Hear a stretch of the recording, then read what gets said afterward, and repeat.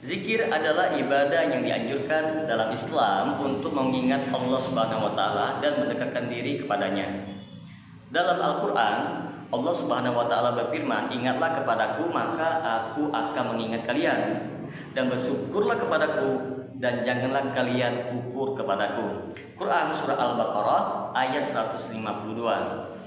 Namun dalam dunia tasawuf teman-teman sekalian, praktik zikir sering sekali mengalami penyimpangan yang bercampur dengan unsur sihir, perdukunan, dan ilmu kebatinan. Banyak tarekat sufi yang mengajarkan zikir dengan cara yang tidak sesuai dengan syariat, bahkan melibatkan unsur mistis yang berbahaya bagi akidah seorang muslim. Benarkah zikir dalam tasawuf adalah ibadah atau justru bentuk sihir terselubung? Mari kita bahas secara mendalam. Bagi teman-teman sekalian yang penasaran dengan kelanjutan dari pembahasan video kali ini, maka tonton terus video ini hingga selesai agar kita menemukan fakta yang sebenarnya.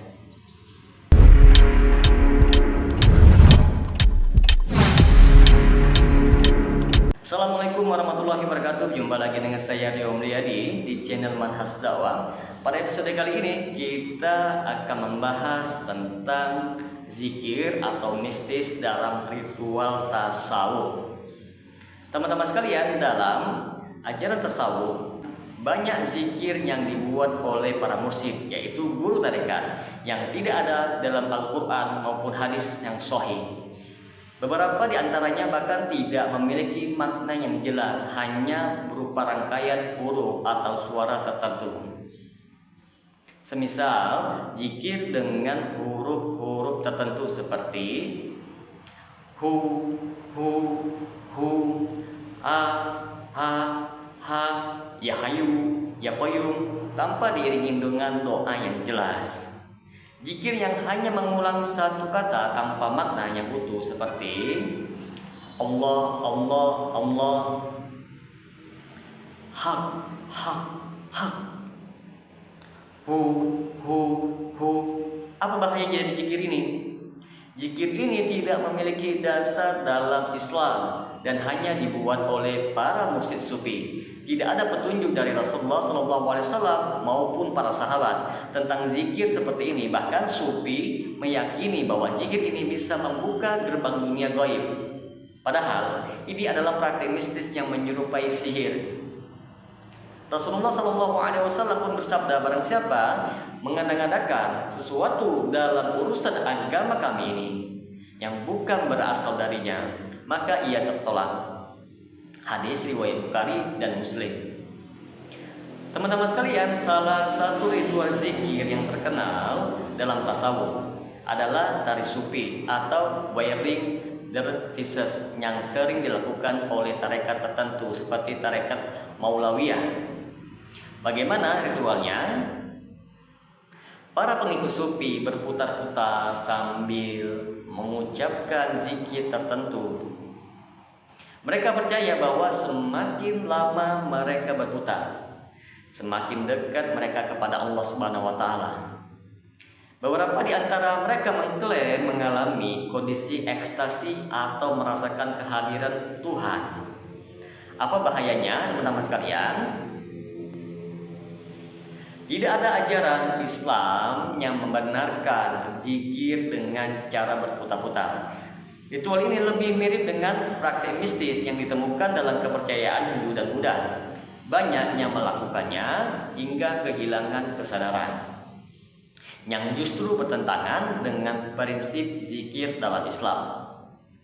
Allah Subhanahu wa taala pun berfirman, "Sebutlah nama Tuhanmu dalam hatimu dengan rendah hati dan rasa takut, serta tidak dengan suara yang keras pada waktu pagi maupun petang, dan janganlah kamu termasuk orang-orang yang lalai." Quran surah Al-A'raf ayat 205. Zikir seharusnya dilakukan dengan khusyuk, bukan dengan menari atau berputar-putar hingga hilang kesadaran, seperti yang dilakukan oleh para tarekat sufi. Perlu kita ketahui bersama teman-teman sekalian, beberapa tarekat sufi mengajarkan zikir yang diiringi dengan mantra atau ritual pemanggilan makhluk gaib. Mereka percaya bahwa dengan zikir tertentu mereka bisa mendapatkan kekuatan supranatural, kemampuan melihat alam gaib, ilmu kebal dan kesaktian, kemampuan menyembuhkan orang lain dengan tenaga dalam. Beberapa zikir sufi juga memiliki tingkatan khusus di mana seorang murid harus mencapai maqam, yaitu tingkatan spiritual tertentu sebelum mendapatkan ilmu-ilmu mistis ini. Contohnya seperti zikir dengan membaca lapas-lapas tertentu yang diklaim bisa memanggil ruh wali. Zikir yang harus dilakukan di kuburan wali untuk mendapatkan keberkahan yang gaib.